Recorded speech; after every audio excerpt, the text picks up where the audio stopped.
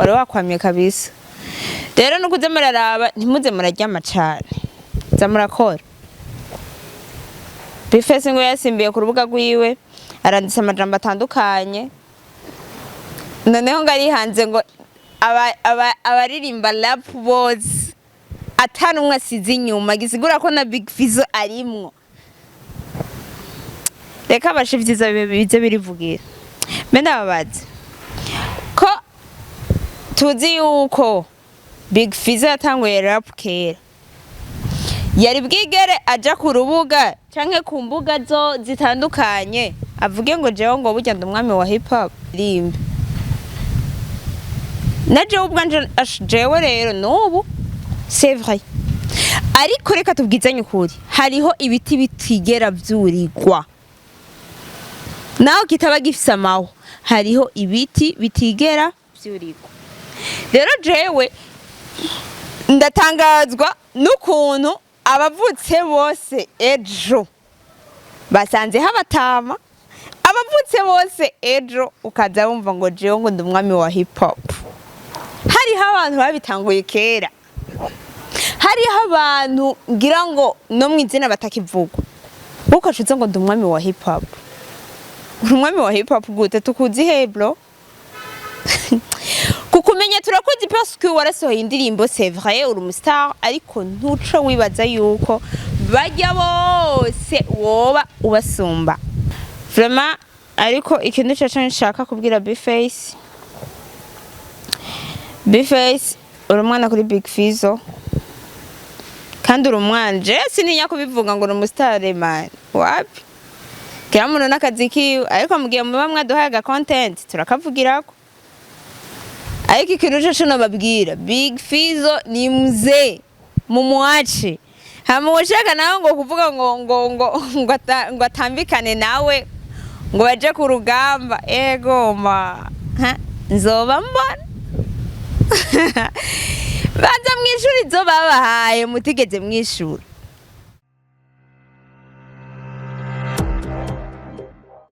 Bonjour et bon après-midi mesdames et messieurs, Vivanyana muherereye, je pense que vous allez bien et moi aussi je vais bien. Ya reka duhere nongere ndabahe adresse, en tout cas kuri micro murabona uwo muri kumwe, sinorinda dindondora. Ariko ku batanzi ni link Arlene Alou, comme d'habitude Miss Mafseri gwamenye musumeno maso yinyana.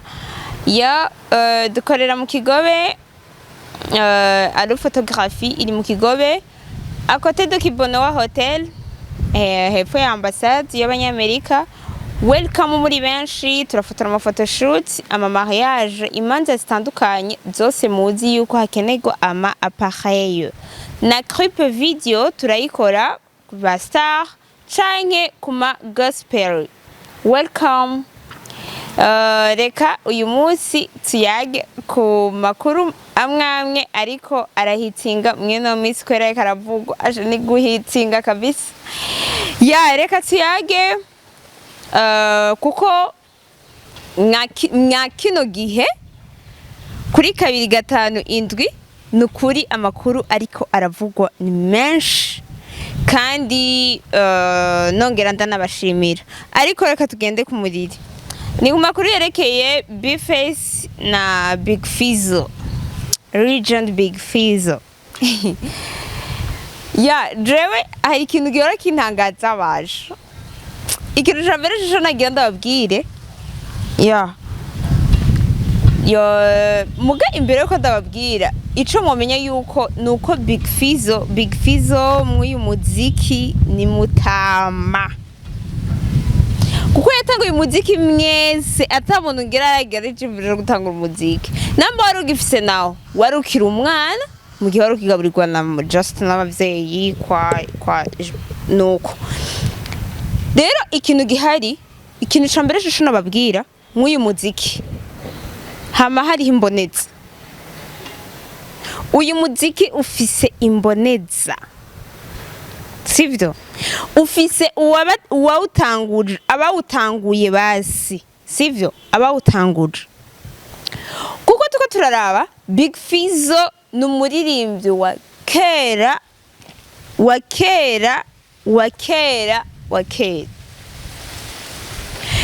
Big Fizzo jewe ndibuka indirimbo natanguye kuba mfana yayikoranye na Kidumu bayita Sitopenda Tena. Urumva iyo ndirimbo Sitopenda Tena yayikoranye na Kidumu kandi ko yari iryoshe. En plus de ça, Fizzo yarafise timu yiwe, timu bari barimwo ya Niggason baririmba hip hop, ico bita rap. Guys, reka tuze turareka kubeshanya. Kuko ico gihe Fizzo tuvugizanye ukuri, Fizzo ni mutama. Bifesi nawe ico gihe nawe yari umufana wa Big Fizzo, uko biri kose ntiyari bwaririmbe. Na jewe ubwanje jewe rero n'ubu c'est vrai. Ariko reka tubwizanye ukuri, hariho ibiti bitigera vyurigwa. Naho kitaba gifise amaho, hariho ibiti bitigera vyurigwa. Rero jewe ndatangazwa n'ukuntu abavutse bose ejo basanze habatama, abavutse bose ejo ukaza wumva ngo jewe ngo ndi umwami wa hip hop. Hariho abantu babitanguye kera, hariho abantu ngira ngo no mwizina batakivugwa, ukacuza ngo ndi umwami wa hip hop. Umwami wa hip hop gute tukuzi he bro? Kukumenya turakuzi parce que warasohoye indirimbo, c'est vrai uri umustar, ariko ntuco wibaza yuko bajya bose woba ubasumba, bajya wasanzeho. Oya ntanagato vraiment. Kandi ze muraraba amajambo muvuga ko murabana kuri hip hop. Mbenda kubaza ko Satbi yabahaye challenge, tuvugana ukuri. Satbi yabahaye challenge imbere kumvuga imbere ya vyose. Satbi yabahaye challenge ntimwananiwe no kumwishura. Ariko Bifeza simbiye ngaho ku rubuga rwiwe aranditse amajambo. Fablove ati nanje ngo ndishura. Mukombozi ati nanje reka nandike. Ariko mpaye pole wowe no hava asohora indirimbo ejo canke hirya yejo. Ntirabwa. Tuko twumviriza amakuru ya hip hop. Ariko ndabashimiye kandi ndabashimire yuko umuziki wa hip hop murasubiye kandi kuwuzamura. Basubiye kuwuzamura ko kweri wari wakwamye kabisa. Rero nukuze muraraba ntimuze muraryama cane. Zamurakora. Bifese ngo yasimbiye ku rubuga rwiwe aranditse amajambo atandukanye. Noneho ngari hanze ngo abaririmba rap bose atanumwe asize inyuma, gisigura ko na Big Fizzo arimwo. Reka bashivyiza bize birivugira.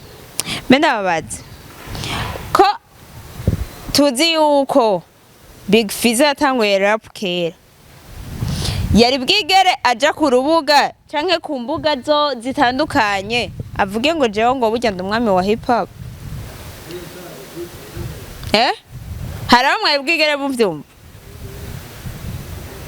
Mugabana bejo bose basigaye bakura ngo jewe ngo ndumwami wa hip hop. Rero ako kajambo karanyica karantwenza. Aje umwami wa hip hop ntavuga. Big Fizzo jewe ikintu ndamukundira ntigera avuga. Mutamusotoye. Chamuca bara umucamuro dagosoye kwe. Gusa ikintu cyacu ngenda babwira. Ingunguru irimwe amazi ntigera ivuga. Uyihonze. Mugi ingunguru itagira amazi. Iravuga n'ubugesera bukaduka. Irusha ingoma mu kuvuga. Yaza murapunguza amajambo, muze muraraba yo muvuga. Kuko hari amajambo bamwe twagenewe kuza turavuga. Sivyo? Mu bisanzwe mutanguye kurengera. Hari imisozi mutanguye kurida iturirwa kandi. Raba ko hatari barriere bro, utaba wihenze. Vraiment ariko ikintu cyacu nshaka kubwira Bface. Bface urumwana kuri Big Fizzo. Kandi urumwanje sininya kubivuga ngo umustar man. Wapi? Kira muntu nakazi kiwe ariko mugiye muba mwaduhaga content turakavugirako. Ariko ikintu cyacu nababwira Big Fizzo ni mzee mumuache.